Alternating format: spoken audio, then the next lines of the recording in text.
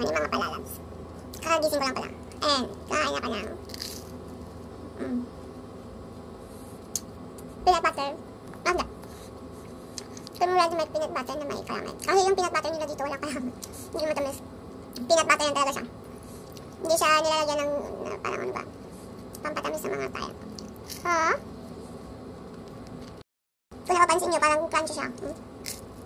Kasi, ano siya? Tinose ko siya. Papakita ko sa inyo. Ayan. So, tinose ko siya para, alam nyo na, para maging masarap naman yung tinapay ko.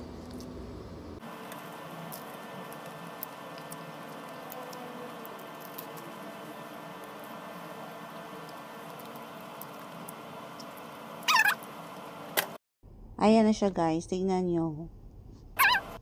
Nasobra ata ang pag-toast ko guys. Nasobra ang pag-toast ko guys, pero mas masarap to. Lalagyan ko rin siya ng peanut butter. Ito pala yung peanut butter nila guys.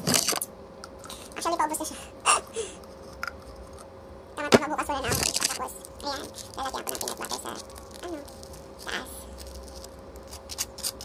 Ayan.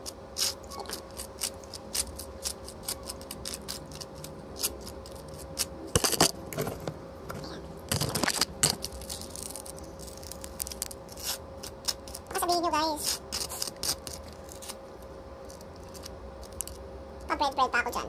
Pero hindi nyo ba alam guys, mas nakakatipid ako sa bread. Mas nakakatipid ako kaysa sa magsaing ako at magluto ng ulam. Ayan, tapos lalagyan ko ng sugar. Konti lang.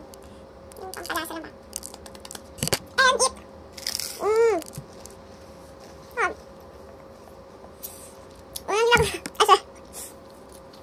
Ito ang ginagawa ko. Parati, every morning. Kasi alam ko mas makakatipid ako dito.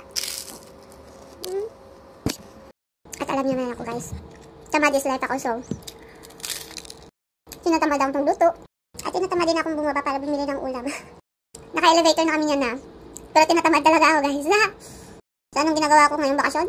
Wala. Tambay bahay. Tapos kung halimbawa, yung parang boring na talaga. 8 baht lang papuntang papuntang Macro or 8 baht lang papuntang Big C. 8 baht lang papuntang Sikon. 8 baht lang papuntang Icon Siam. Ganito yun dito sa Thailand, maganda dito. Although na mababa ang sahuran dito compare sa ibang bansa. Pero yung cost of living dito is ang baba lang talaga. Kung napapansin nyo, meron kaming aircon. Yung aircon na yan, guys, 24/7 yan. Pero meron lang, like for example, 2 hours lang na parang pag-wipe up. Pero yung kuryente namin naabot lang ng 1,400 something. So, nagluluto na kasi. Meron ng aircon, meron pang fan, may computer pa, may laptop pa. Meron pa akong bread toaster, meron pa akong mga iba pang mga gamit. Pero yung babayaran namin, nasa 1,000 to 1,500 lang yan guys. Saan natin ang kapiyan? So, time check, it's 10:04. So, hindi pa ako nakapag-breakfast. Ito lang talaga. Well, sorry sa messy hair natin dyan guys. Pero, yun lang. Thank you. Bye-bye.